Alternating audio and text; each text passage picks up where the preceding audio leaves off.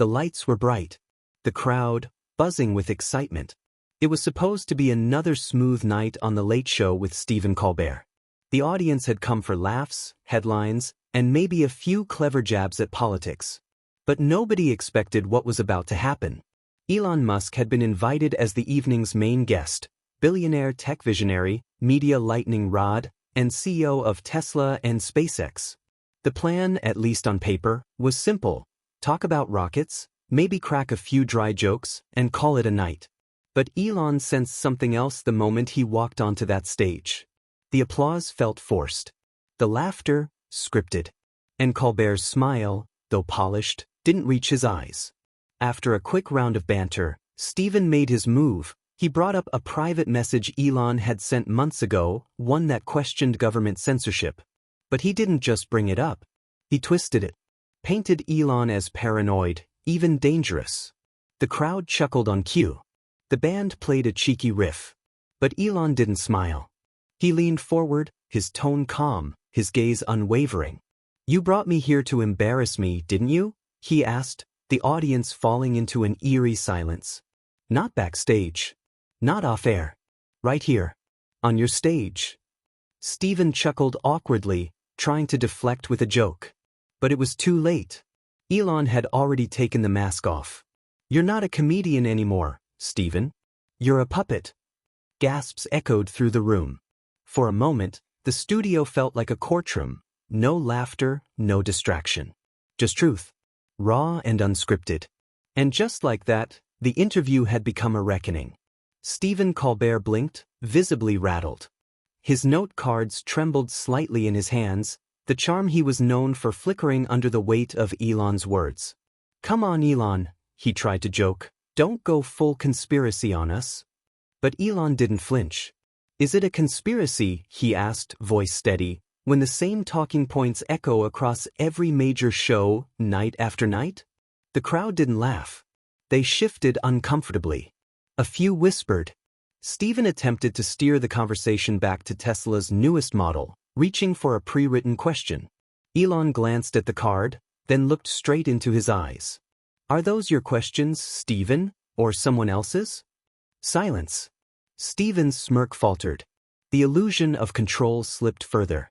Elon wasn't ranting. He wasn't angry. He was surgical. He spoke about how media weaponizes comedy to discredit dissent. How entertainment is used to distract, deflect, and destroy voices that refuse to conform. "This isn't a joke to me," Elon said. "It's about truth. And truth doesn't trend." Stephen tried to keep up, quipped, deflected, reached for a punchline. But every attempt fell flat. The crowd had stopped playing along. The energy had shifted. Elon had turned the spotlight away from his own controversy and onto something far bigger. The machinery of manipulated media. "You cry on this show about justice," Elon continued, "but only when it's convenient.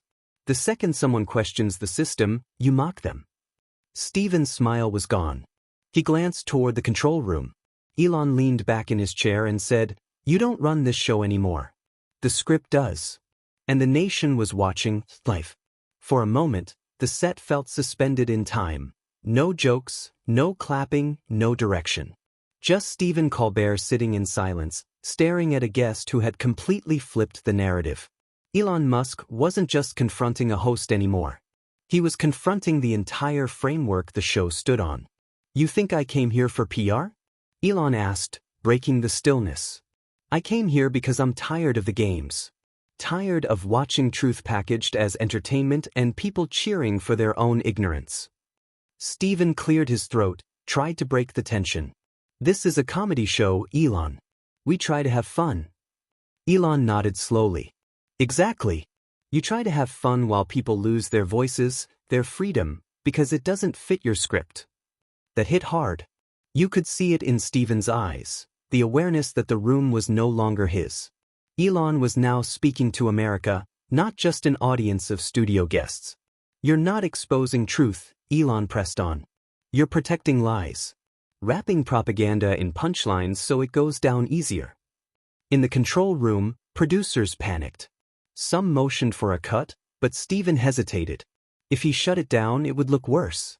If he pushed forward, it might spiral even further. And Elon knew it. The cameras stayed rolling. Then came the line that shattered whatever illusion was left.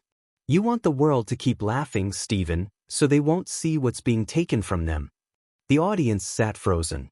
No applause signs could help now. No canned laughter.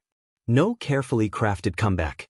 Stephen, the sharp-tongued satirist who had roasted presidents, billionaires, and ideologies, suddenly had nothing. The emperor had no jokes. And the world was starting to notice. The moment Elon Musk walked off that stage, the world didn't just witness a mic drop, they witnessed a rupture. One man, unfiltered and unafraid, had walked into a lion's den and left it in silence. Stephen Colbert stood motionless. His usual poise shattered. He glanced toward the audience, then toward the cameras. The show's closing credits rolled awkwardly, without their usual bounce. No sign-off joke. No farewell smile.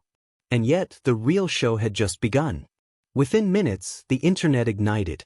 Clips of Elon's raw takedown hit Twitter, YouTube, TikTok like wildfire. Headlines scrambled to catch up, spinning phrases like Elon unhinged or Colbert ambushed on air. But the internet wasn't buying it. Not this time. People weren't just watching, they were rewatching. Analyzing every phrase, every stare, every beat of tension. Forums filled with questions. Was Colbert just a performer in someone else's script? Why was Elon's truth so threatening? When did comedy become cover for censorship? Some labeled Elon a hero. Others called him dangerous. But no one ignored him. His silence afterward only made it louder. No follow-up tweets. No damage control. Just a void that forced people to think. Meanwhile, The Late Show's next episode aired to an awkward, muted response. The laughter felt hollow. The magic was gone. Colbert's monologue stumbled. Something had changed, and it wasn't just the format. It was the trust. Sponsors whispered about pulling ads. Celebrities began picking sides. And for the first time in years, a comedy show was no longer just about entertainment. It was a battlefield. And all of it sparked by one man refusing to play along. Days passed, but the echoes of Elon's words still hung heavy across the nation. What had begun as an interview had become a reckoning. People weren't just discussing Elon Musk anymore. They were dissecting the machine he had exposed, live, raw, and unedited. Talk shows, once safe havens for scripted laughter and softball questions, were now under scrutiny. Viewers began asking the questions that used to hide behind laugh tracks. Who writes the narratives? Why are dissenting voices mocked before they're heard? What else is being staged in the name of entertainment? In homes, schools, and social feeds, conversations exploded. Some defended Colbert, saying he was just doing his job. But many more applauded Elon for breaking through the noise. A-list actors spoke out, some cautiously, others boldly. He said what half of us have wanted to say for years, one Oscar winner tweeted. And suddenly, the culture of silence was cracking. Comedians began questioning their own material.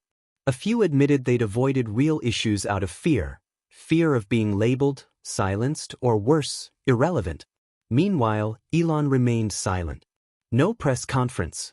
No rebuttal. No spin. And yet, the silence was deafening. It was the sound of a world re-evaluating its comfort with illusion. The Late Show tried to recover. They edited the official footage. PR teams flooded the media with alternate headlines. But the raw clips had already gone viral. Millions had seen it. And more importantly, felt it. In the end, it wasn't about a billionaire or a late-night host.